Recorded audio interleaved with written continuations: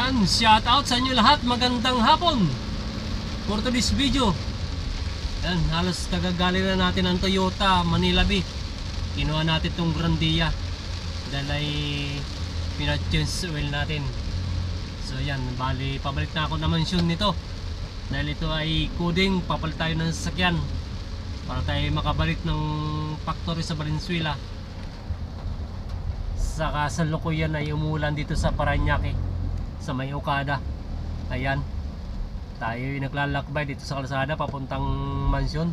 Ayan, oh, medyo tumila-tilala na ang ulan.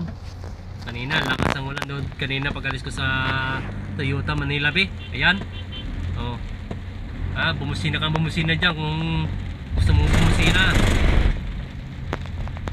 Shout out sa'yo.